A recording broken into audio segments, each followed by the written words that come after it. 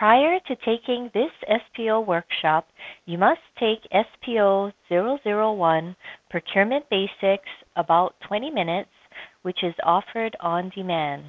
If you have not taken SPO 001, discontinue this training session and take the Procurement Basics workshop before proceeding.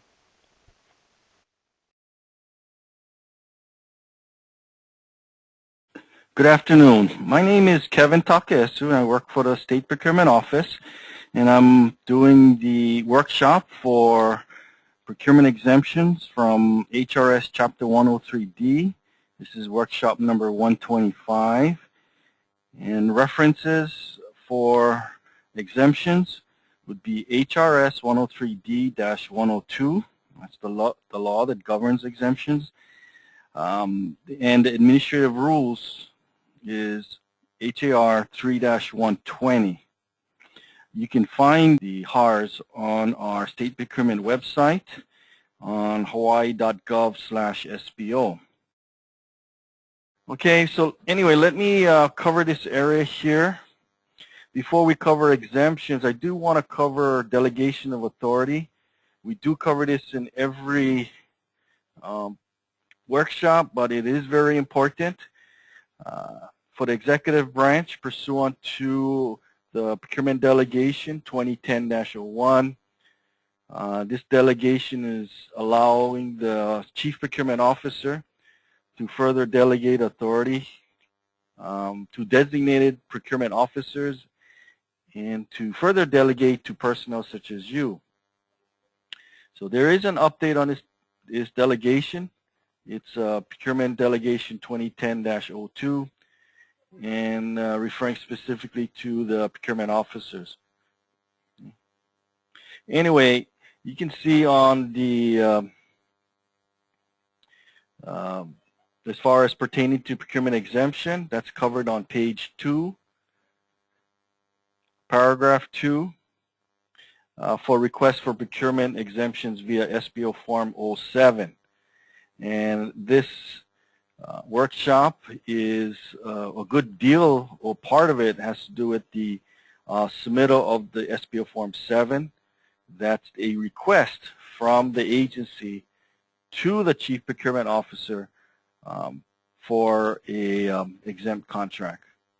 Okay, so in order to submit a request, the person participating or writing the exemption needs to take this training, this workshop 125.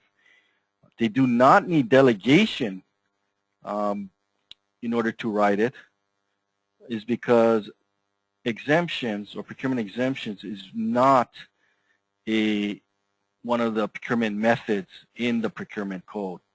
Okay, so you don't need to have procurement delegation for participating in writing the exemption request, but you do need the training, and that's workshop 125, which we're taking now. Okay, that's, hold on here. Okay, what is the definition of procurement and exempt from HRS 103D? Okay, it's a situation where the procurement of goods, services by competitive means is not practical or not advantageous. So those are key words: not practical, not advantageous. You should note here, I should mention this, that even though an exemption may be granted, it is important to keep in mind that agencies are encouraged to adopt and use provisions under the procurement code and to implement rules as applicable. And the reason I say that is because the code has been established over time. It's time-tested, it's fair, it's reliable set of rules and processes for awarding contracts. Okay? The competitive procurement process of the code basically is to ensure all the potential providers are afforded the opportunity to compete for the required services. So that's the code. You want it to be fair as far as an even playing field. Okay. And when you have an exemption, it actually, well, what we're saying is, even if it's an exemption, to keep in mind and encourage that to adopt some of the provisions within the 103D. Okay.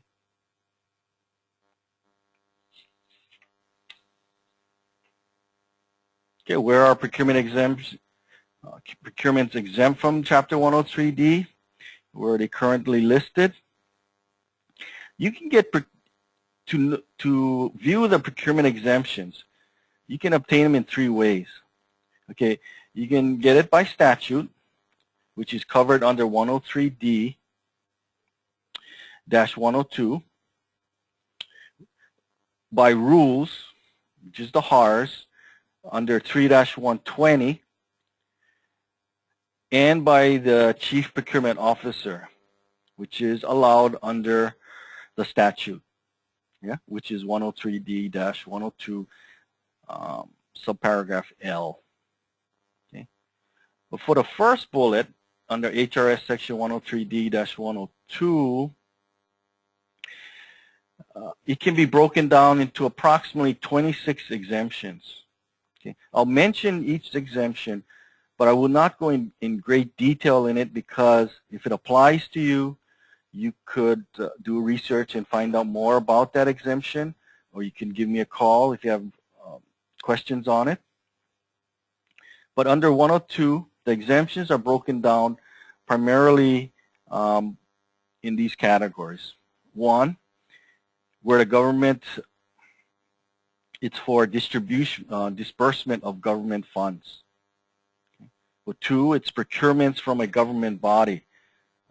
And you'll see that maybe in this example, Molokai, it's exempt from the purchases of food. As far as Molokai, meaning the Kalaupapa. 3 would be the exemption by law or by statute. Okay. As far as the second bullet point, you find that in Chapter 3-120, Exhibit A. Okay. Now, this is a list of exemptions that the Procurement Policy Board has established, and some of these exemptions listed under 3-120 have been amended from actually some of those exemptions listed in 103D-102, and to give more clarity and flexibility. You'll see that in the upcoming slides, because I will underline the additional words that it's used, and again, that is to provide more clarity and flexibility. Now, the third bullet, pursuant to HRS 103D-102B, for L, it gives the Procurement Policy Board and the Chief Procurement Officer the authority to approve exemptions that lends itself as not practical or not advantageous to compete out. So that's the third way, and that is where the Chief Procurement Officer, through the SPO Form 7, okay, that's the form to use for the executive branch to submit to the administrator here at the State Procurement Office, and the staff here would review it for approval. Okay. These are the upcoming, or 26 or so exemptions is covered under the 103D-102. Okay. The first one here is grants as defined in 42F. Yeah, that's the awarding of the state funds by legislature. And it's an appropriation to a specified recipient. Okay, that's the key there. The leg has appropriated the funds, and they have specified, they have designated already the recipient or the company that will provide the services. Yeah, for the department or the community. Okay. Number 2 is making payments to the public officers and employees, salaries, benefits, professional fees, and reimbursements.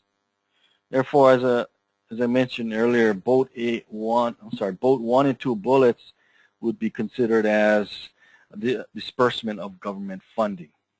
Okay. Number 3 and 4, 3 obligations the state is required to pay by law, to pay fees, settlements, subsidies, or other claims. Okay, and as far as entitlement programs, to provide assistance to unemployment or workers' compensation programs, that's also considered disbursement of government funds. And again, that's the reason for it's an exemption. Okay. 5, dues and fees of organizations. Again, that's disbursement of funds. 6, for deposits, investments, and safekeeping, including expenses related to them. 7, awards to government bodies of the state. 8, payment of loans. 9, 103F, the Health and Human Services. The reason for that is because there are there's already Health and Human Services statutes and also HARs, so they have their own. Okay. 10, goods and services and constructions from a government body. These would be known as government-to-government contracts, where an agency is providing the direct service to another agency. And so this type of contracting is exempt from the code.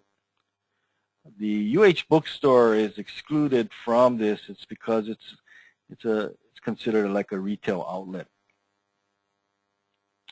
An example of number 10, let's say government to government. Let's say that a DBED, HCDC, let's say they want to put out a PSD or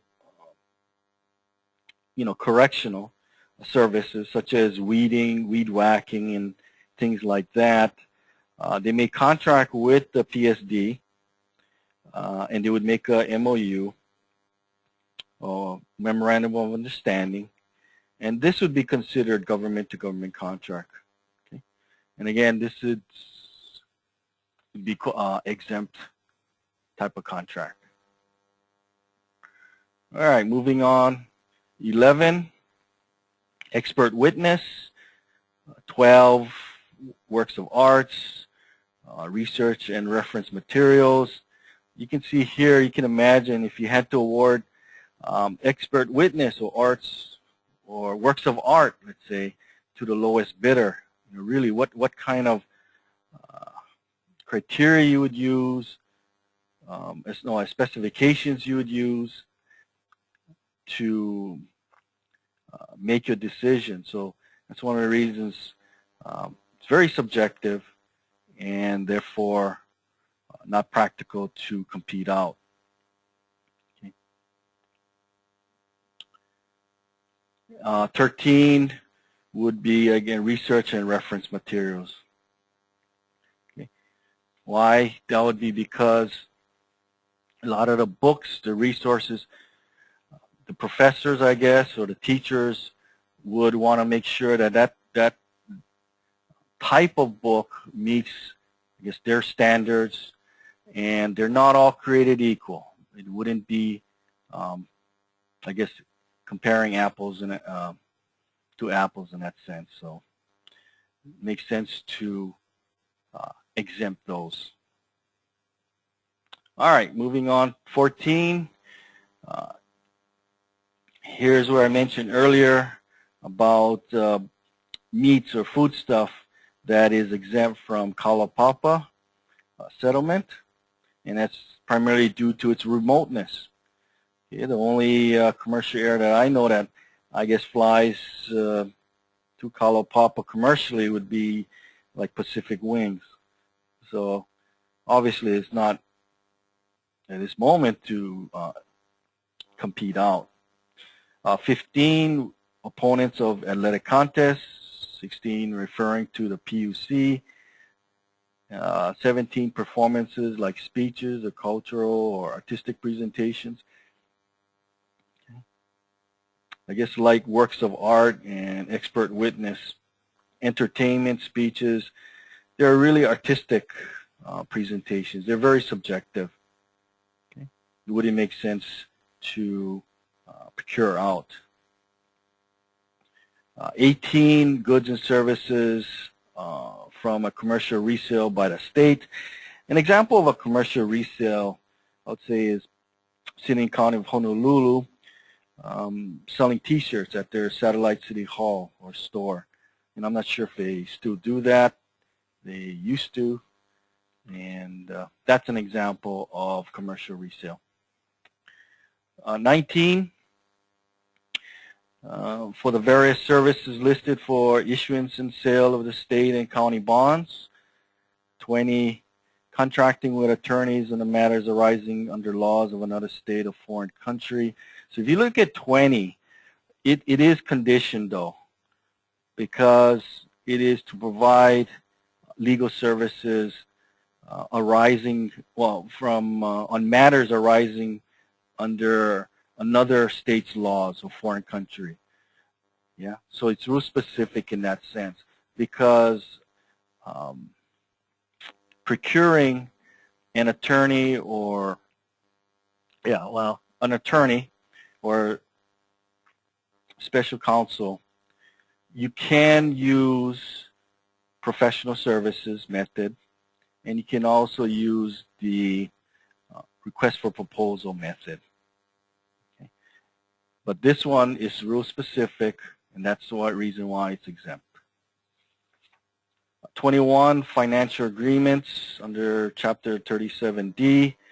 If you look at 37D for financial agreements, it means any lease purchase agreement, installments, sale agreement, loan agreement, or line of credit, or acquisition of real or personal property that is or will be owned by the state departments. Okay, so that's an exempt contract would be under 37D.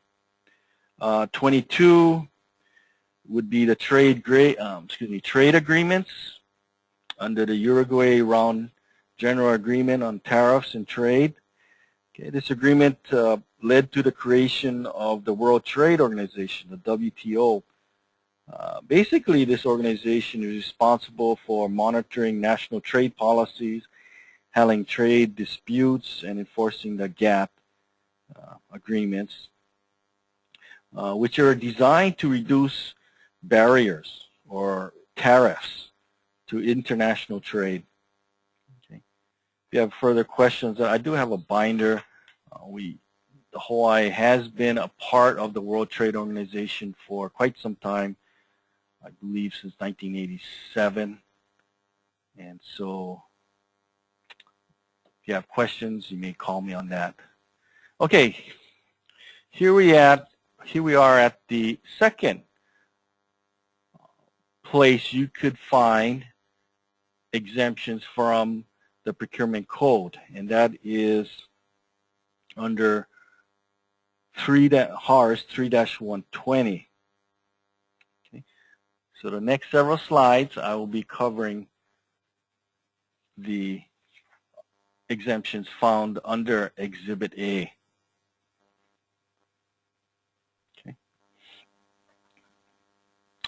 If you remember earlier, I mentioned exemptions determined by the Procurement Policy Board is the second way of obtaining procurement exemptions. Okay. The first bullet here, the Procurement Policy Board has authority to create a list of exemptions of services, and goods that are available by multiple vendors, and they have made or they deemed it as not practical or not advantageous to compete out. Okay. The second bullet explains that the list can be amended on an annual basis. The question of how to get more exemptions added to the list, or actually some taken away, then the agency needs to write to the Procurement Policy Board and have the item reviewed by the board.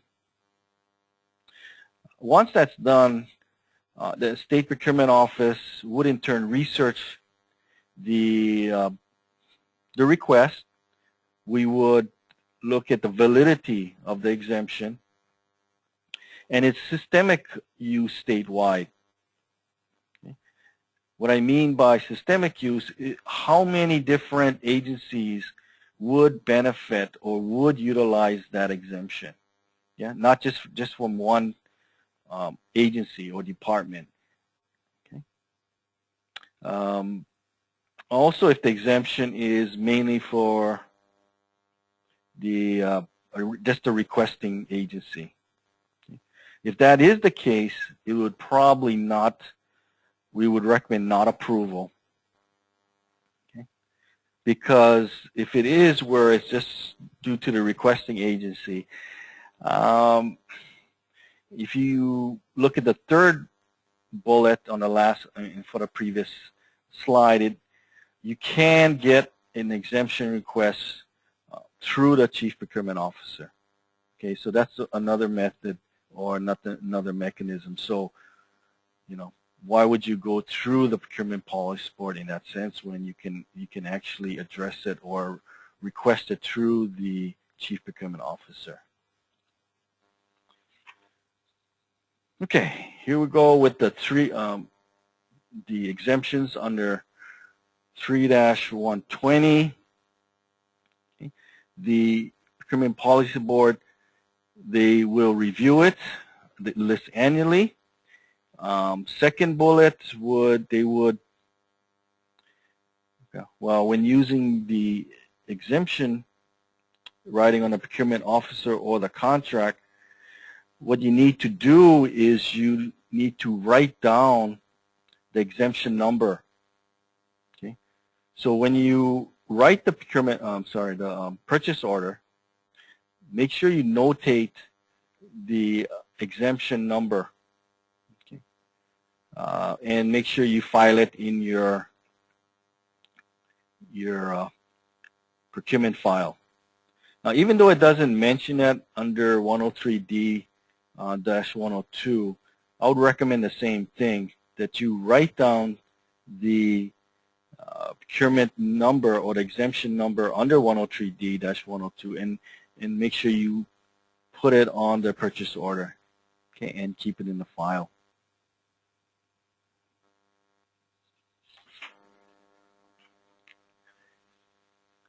Okay, what kinds of procurement exemptions are listed on Exhibit A? Okay, number one, research and reference. Education materials. Well, rather than reading all that, those underlining words there is actually added in from the exemption that was covered in 103D-102. And again, that was to add some clarity, some flexibility.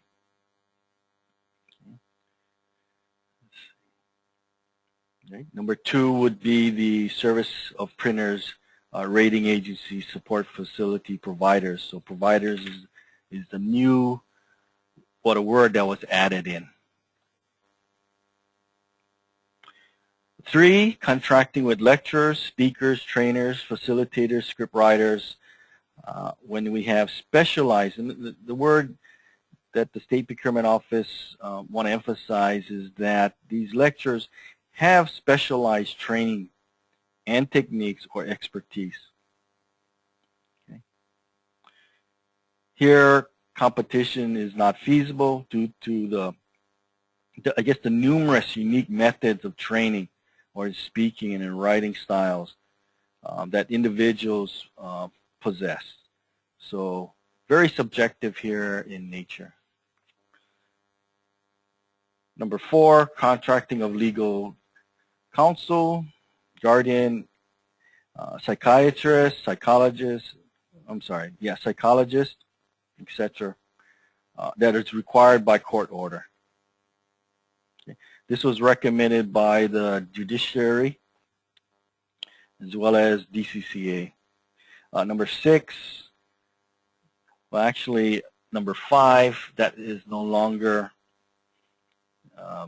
an exemption. It used to be prior to 2009, but Act 175 actually took that exemption off the list, and that's for fresh meats and produce. Procurement exemption number 6, insurance, and which includes insurance brokers services. This was recommended by DAGS, risk management.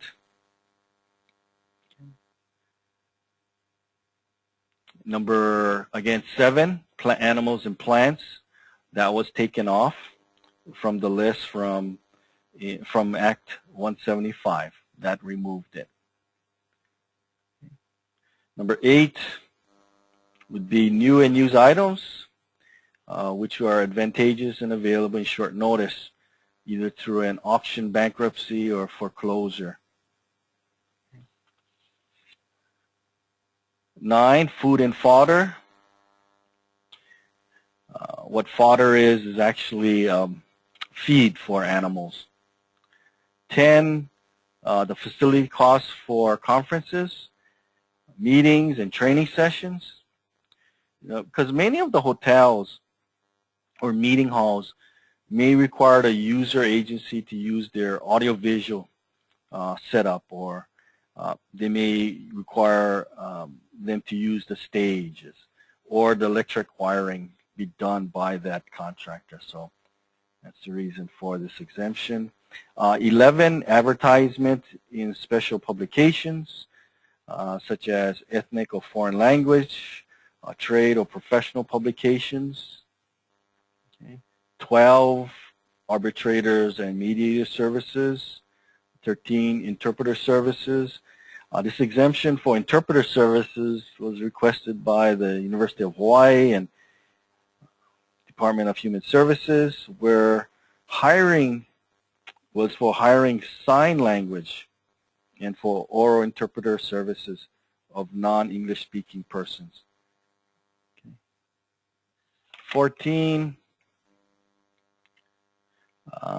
procurement of repair services where dismantling is necessary in order to get to the root of the problem, where they could find out what actually is causing the problem, and they only need to do that, they need to dismantle it. I get calls periodically, what is that, can you explain that?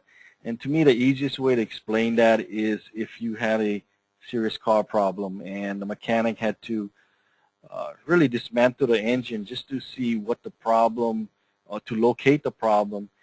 And once they did find that the defective part, let's say, it wouldn't make sense to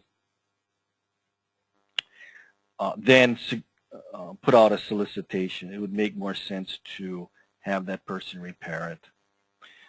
15, for burial services, and that's pursuant to the statute, HRS 346-15, where the Department of Human Services would pay the cost of burial cost.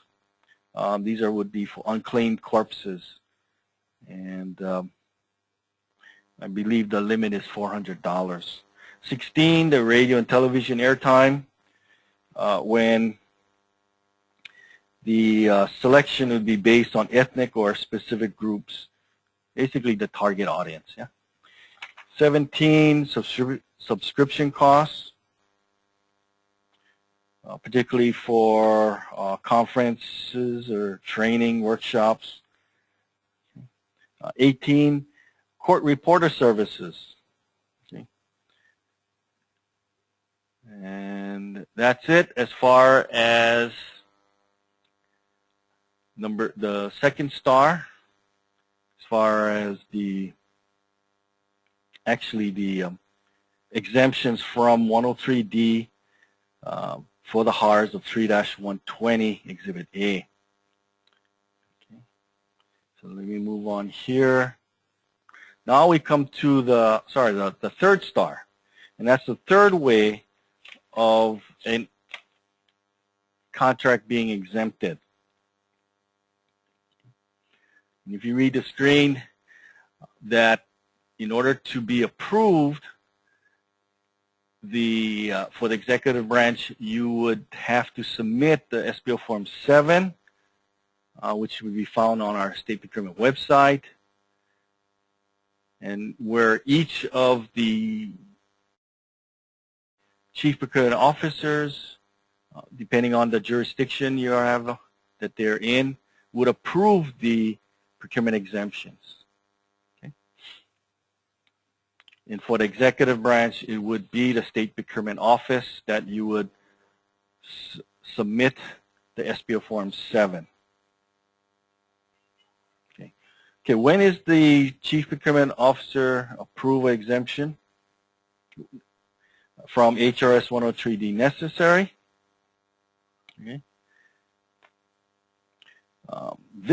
If it is not covered under 103D-102 or 3-120, then the agency needs to request the exemption to the CPO, and he or she will determine if the request is justified. Again, the key words here is practical or not advantageous. Yeah, not practical, not advantageous, as we define in slide 2. But later in the slides are examples of procurement exemptions. Okay? And there are instances when the Chief Procurement Officer may choose not to, or may choose no action required rather than approval or disapproval. And one of the reasons why no action required would be indicated is because it may have fall, or the request may fall in either under the list from 103D-102, or it may be one of the listed at the 3-120 Exhibit A.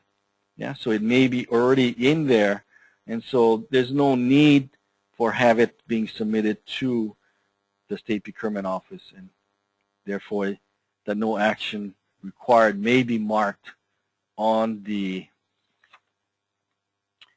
request.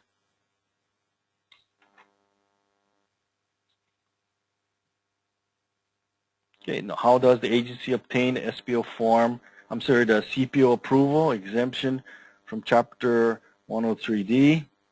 Okay, I mentioned about SPO Form 7. It is located on the forms for the state procurement state agencies.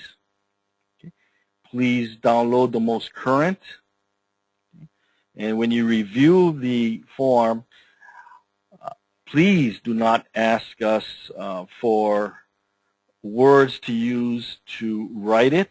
We can explain the questions, but do not ask us to write it for you. Okay? So we cannot give you the words to use, but we can advise you, what do we look for, okay?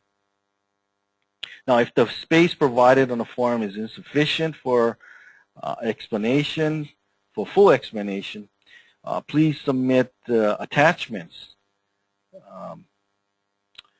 to make sure that enough detail is given so that we do not have to go back and forth trying to seek the information needed. Okay. Now, for the executive branch, SPO will post it on our website. Okay, that's the second bullet. The Chief Procurement Office must post the request, SPO Form 7, on our website for 7 calendar days. Okay. I do want to mention, though, that if it is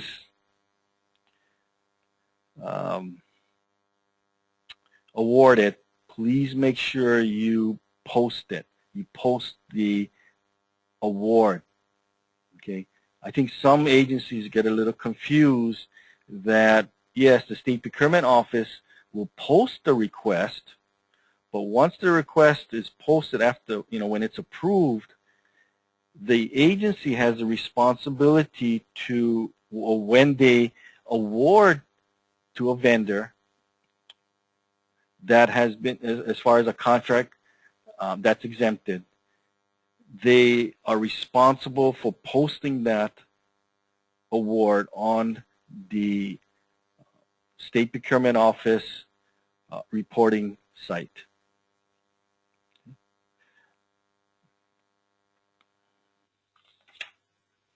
Continuing on with the SPO Form 7. Okay. These bullets are covered in 3-120-4 of the HARs and also 3-120-5 in the HAR. Okay. For transparency purposes, the public, they can review the request, they can object to the request, but they need to write their objection for that exemption within 7 days of the State Procurement Office posting it. Okay, so once we post it, the State Procurement Office, the public can object, but they need to do it within 7 days.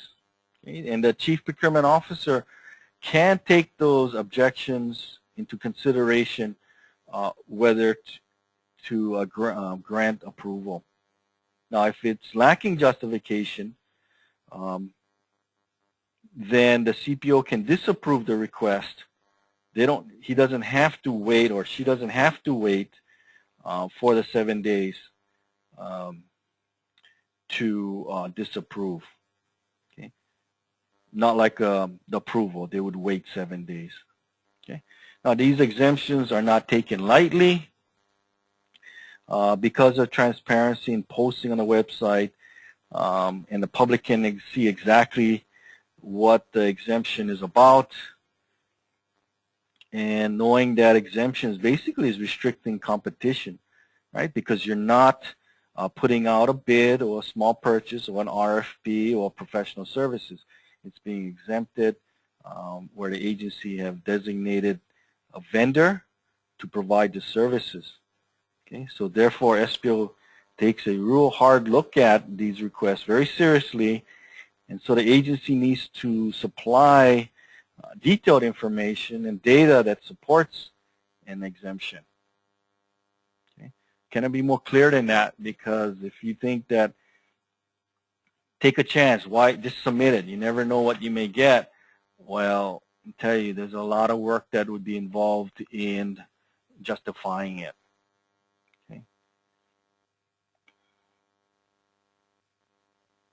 All right, when is an amendment to a Chief Procurement Officer approval exemption from Chapter 103D HRS necessary? These bullet points, they're covered in the HARS 3-120-5 subparagraph D. Okay. What this is saying is when an amendment to an exemption is necessary, and that is to fill out the SPO Form 7B when it affects the original scope of work. Okay. Example, if the cost is being increased. Okay. This is the form to use, is a 7B form. It does require the posting of the amendment, just like the original SPO Form 7. Okay, it needs to be posted for 7 days as well. Now the next slide gives examples of some exemption requests submitted by the State Procurement Office, submitted to the State Procurement Office, excuse me. Okay, previously the agency got a waiver to hire outside counsel to negotiate and drafting of an option agreement for various parcels of land located in Couple A. The vendor was hired through professional services method. The contract had expired, but now the lessee is requesting to amend the option agreement and also revise the draft. Revise the draft general lease document. The agency believes it's more advantageous to use a different legal counsel since their fees are too high, and they felt that there were times where that attorney was non-responsive. The agency therefore wants to hire a new legal counsel, one that they have experience working with. They have knowledge of the Act and HRS Chapter 171, and they feel that they would need little time to get up to speed and to renegotiate. This request has been withdrawn by the agency, and they can do that. They don't have to wait for approval, or if they feel that it's a good chance it's not going to be approved, they may rather see a disapproval on that request, and so they see it as, hey, maybe we should just procure it out.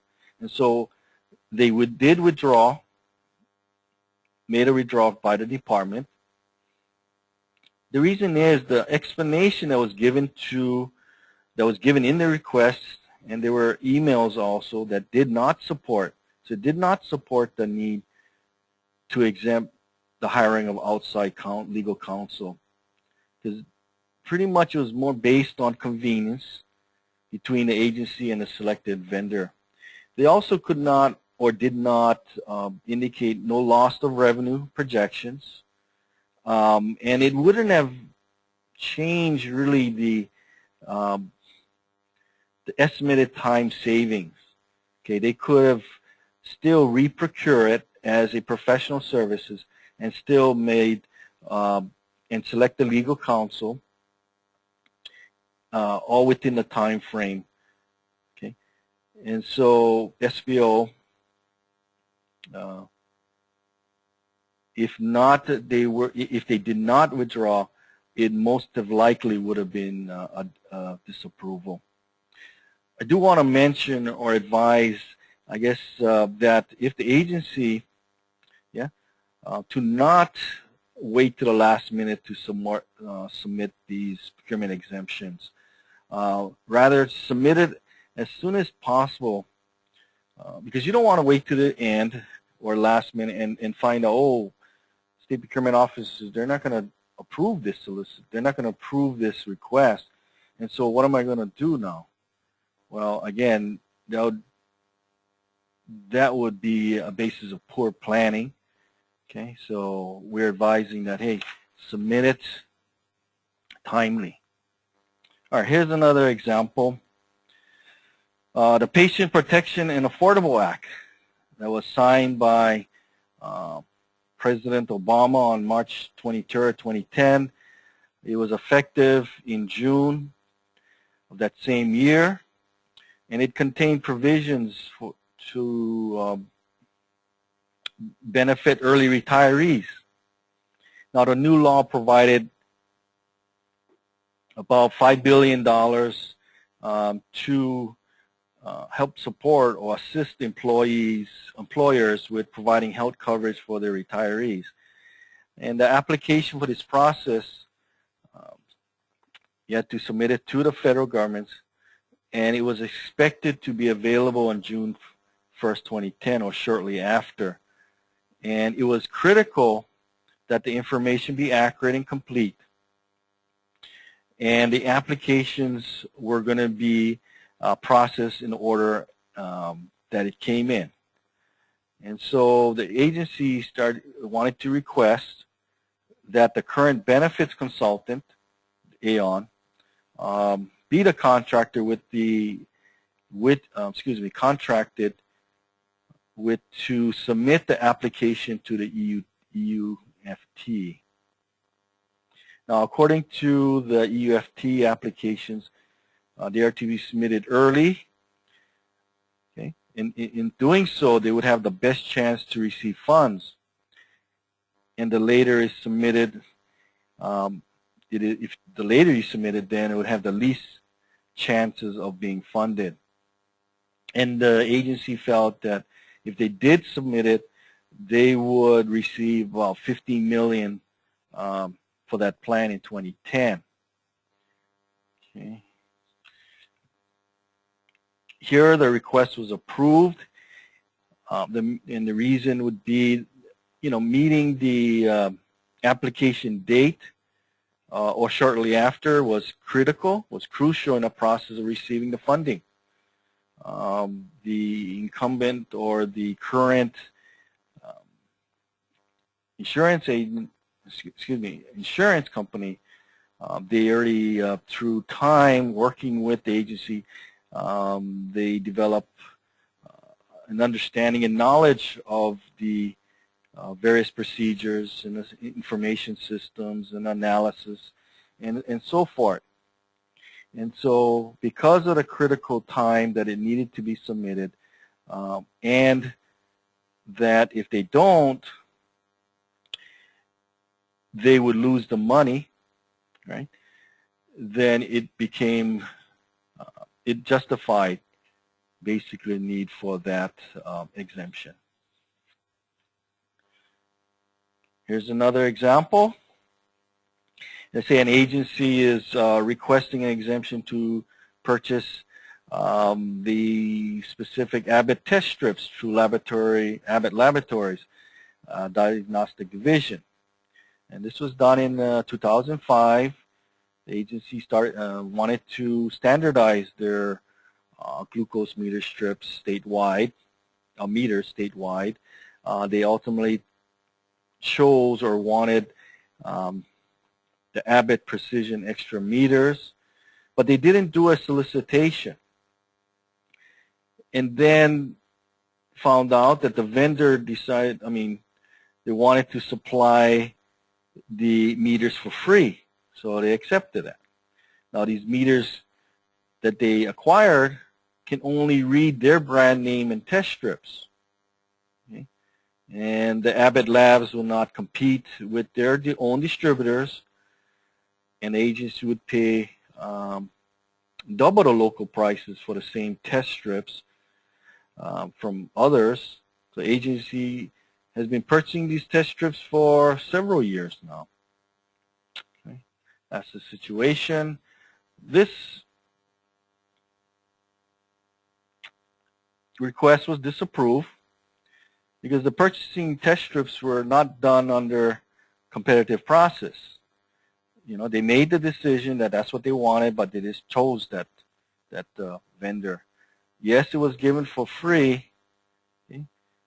But through the agreement with the agency staff, applying it for free, that's like a realization as far as the meters. Okay? But yet, once they have given them the meters, they were already tied in that from then on they would have to purchase the strips through them. Anyway, getting equipment as realizations is covered under 103D-102, where we see realizations as if a company, if the State Department's benefit either tangibly from them, that equipment, and if the vendor benefits as well, tangible or intangible, then we see that as a realization. An example of a realization, I'm not sure if you're familiar with it, but several years back, I believe the city accepted free services for tinting the Blaisdell Center. It was done free, but the company that provided that service, they took pictures and they put it on their business cards or basically their advertising, and the benefit there, or the intangible benefit there, would be that, hey, we're a large company that can handle this type of structures, and therefore, give us the business. So anyway, those types of services, I guess, or even products, we would see as like a realization, and then the procurement code would apply there.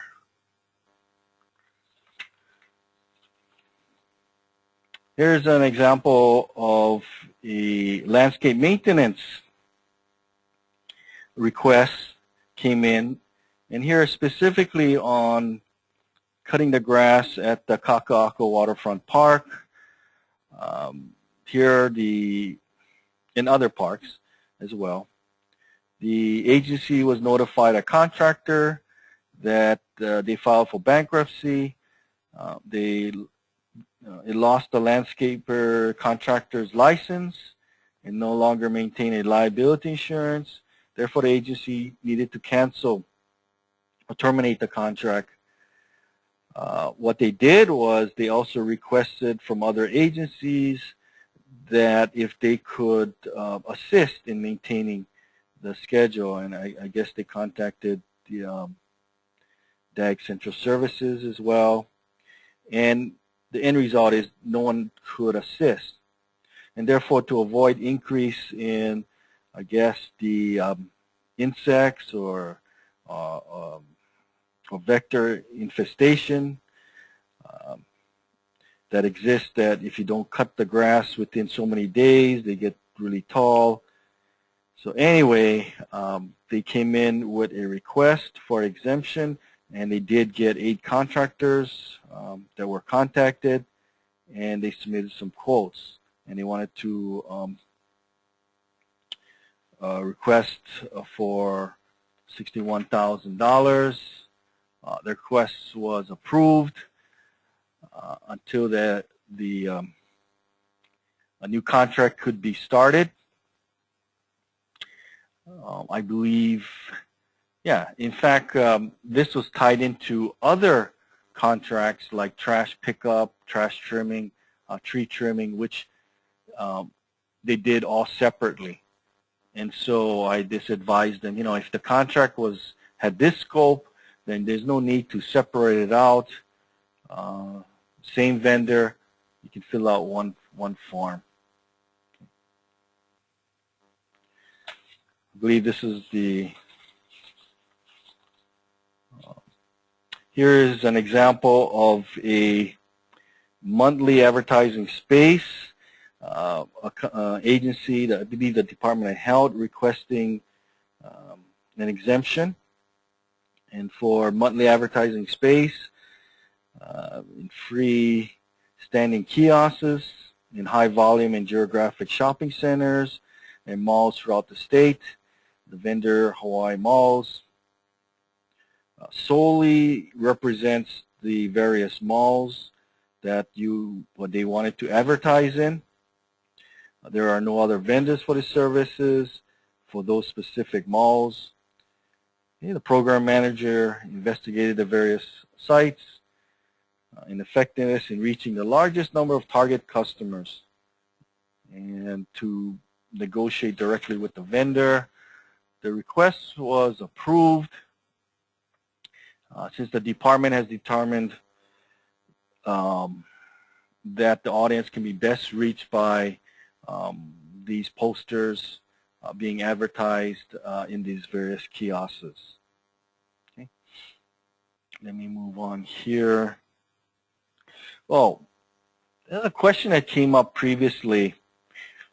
Why isn't this not a sole source request then?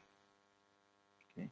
And the reason why it's not a sole source is because the services really is advertising. And as you know, there's many forms of advertising your service or product or the message you want to get across.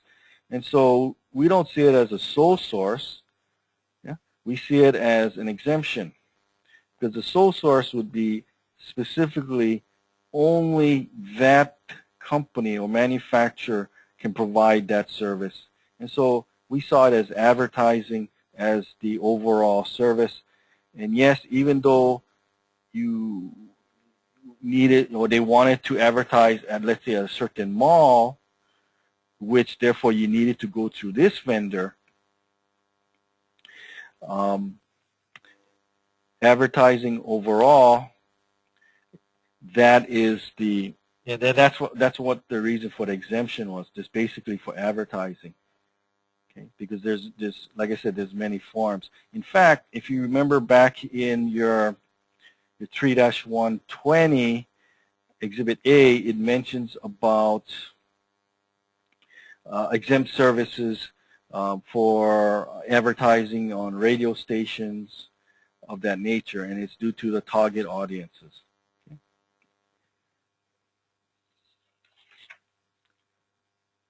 Okay. I believe this is the last of the example.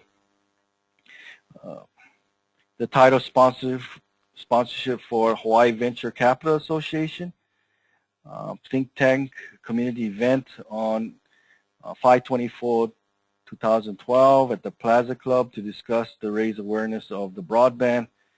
And the sponsorship includes speaker positions at the event, positioning of the HBI video of the thinktankhawaii.com website, posting of the HBI videos on the Think Tank TV spots.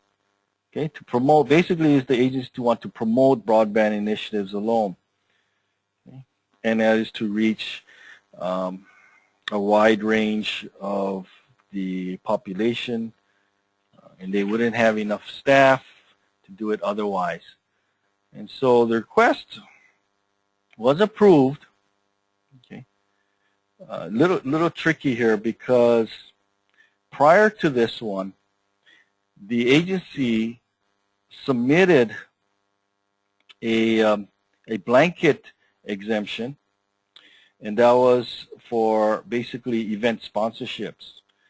And the State Procurement Office pointed out that, hey, sponsorships, there's maybe many companies out there qualified that want to do sponsorships, that they could provide services to the agencies as sponsorship, like conferences where the department can benefit from that. And so we told them, hey, why don't you create a hybrid type of RFP between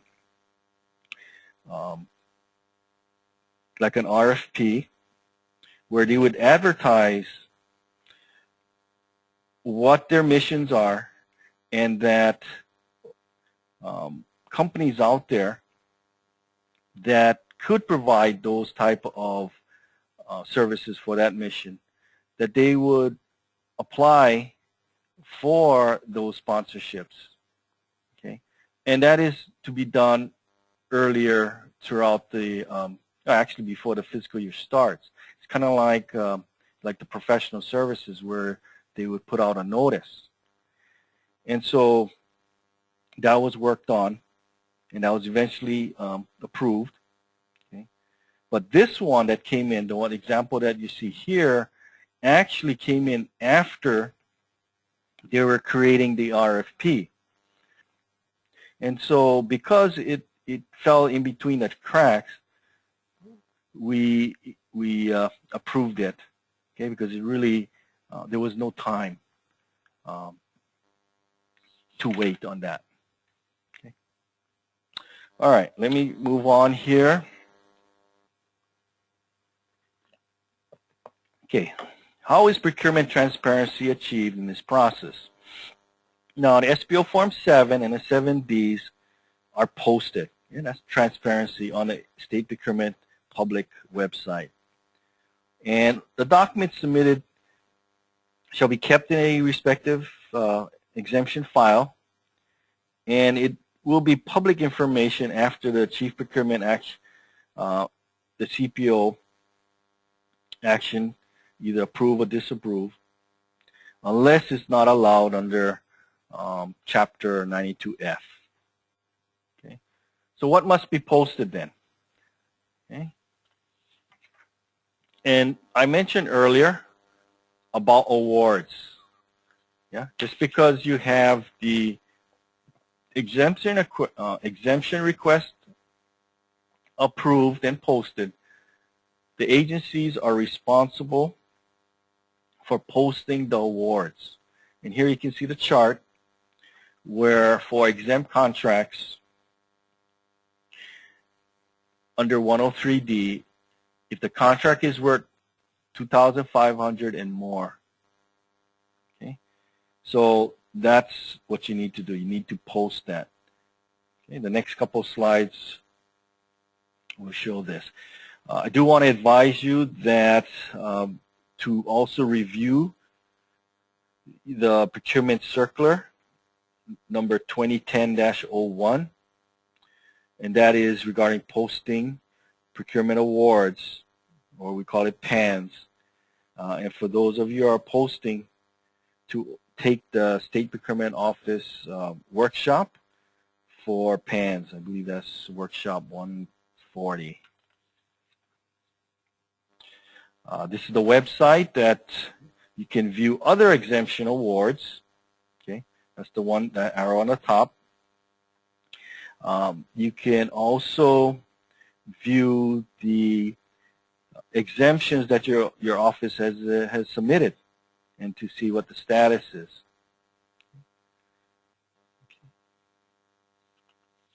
And here's an example. Here's the web page for exemptions that were awarded to various agencies under 103D-102 or 3-120. Okay. And also if it was awarded, approved through the SPO Form 7.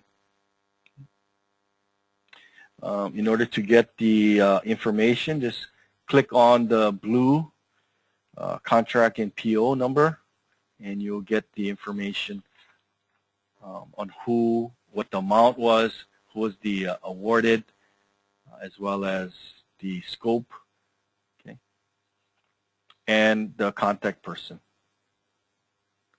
Okay, what's the status of my SPO form? Let's say that you submitted to the State Procurement Office. Okay, here's a way of checking. You can go to this website. Okay, so if you are one to do the actual posting, or is a backup to do the posting, and you have the responsibility, you should again take that workshop 140. I would like to remind you that if you do not post, as I mentioned earlier, that it is a violation. And we do check, though. You know, when the exemptions come into our office, or a sole source comes to our office, or the procurement violations, let's say it originated from another contract, we do check to see if it's posted, and we do ask that the agency post those, even though it's beyond the 7 days. Yeah, we ask them to post it because we want to make sure it's transparent to the public. Okay,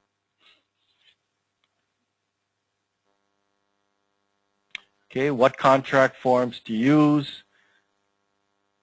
Okay, to contract with the vendor, you should use the Attorney General's standard contract form, and that's the AG 002, which was revised in 2006.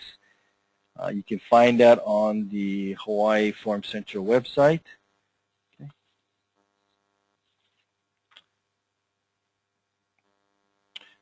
Where you can submit the form, and again, that is to State Procurement Office, and this is for the executive branch.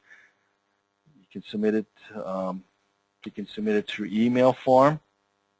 Okay.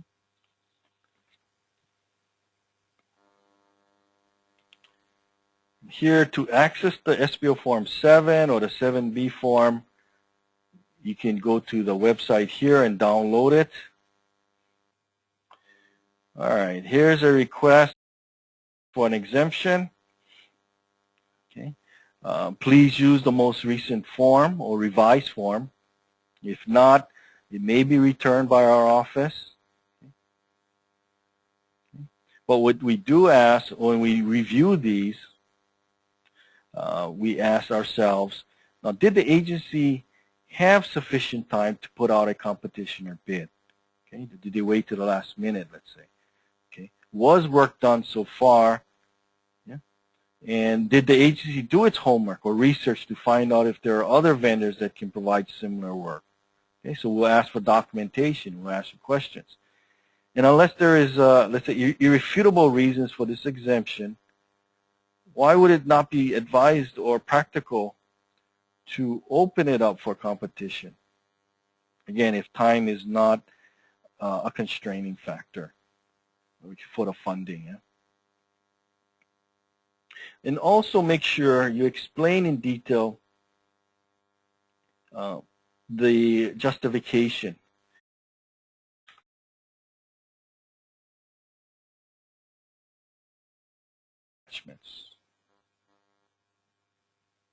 Okay, 6, explain and describe how procurement by competitive means is not practical and not advantageous. 7, detail the process of procedures to be followed in selecting the vendor. Okay, so when you check the vendor or you selected the vendor, how was it done fairly? Okay, why are they most qualified? Okay, that again stems back from the justification, how you selected them, how they're most qualified. Okay. If you look on the bottom of the procurement exemption, you'll see a number. It says procurement exemption 12-0109. That's the number that the State Procurement Office assigns to it. So whenever we refer to this procurement exemption, it is by that number.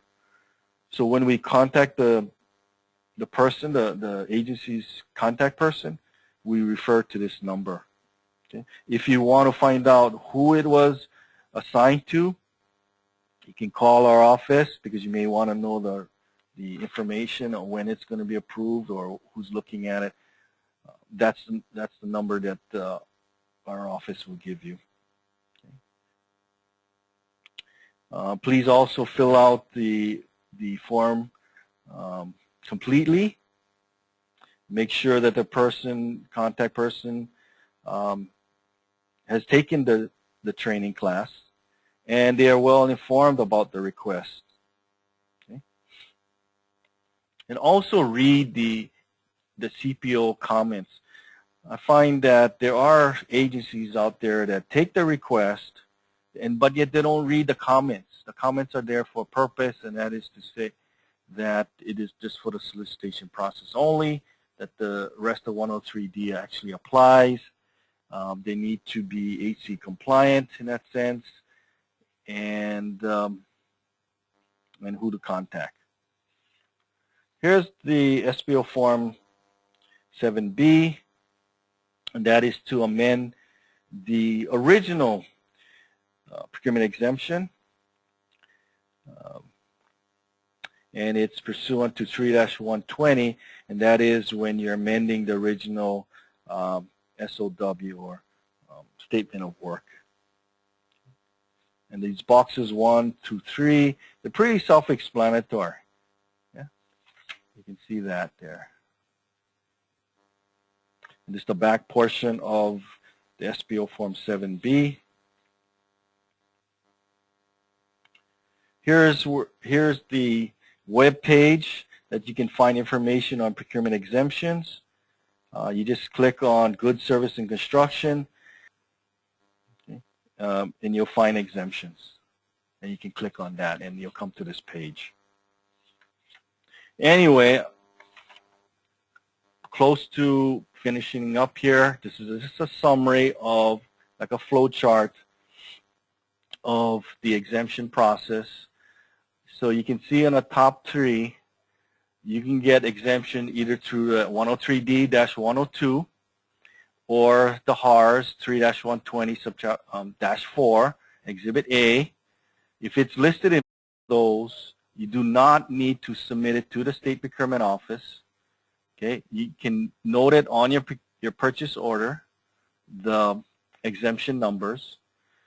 But if it's not listed there, you can request for a CPO review. It would come to executive branch. It would come to the state procurement office. Moving down to the yellow mark, if you submit the request, it'll be the SPO Form 7. It will be posted for 7 days. Before, if it's for 7 days, if the action of the CPO is to approve, he'll wait to 7 days. He or she will wait. And if it's not going to be approved, the CPO does not have to wait. Okay. If it is approved, then the agency can issue a contract, purchase order. If it isn't approved, then the agency needs to procure it in the methods designated in the, as methods outlined in the procurement code. Okay, that concludes it, and thank you very much for attending.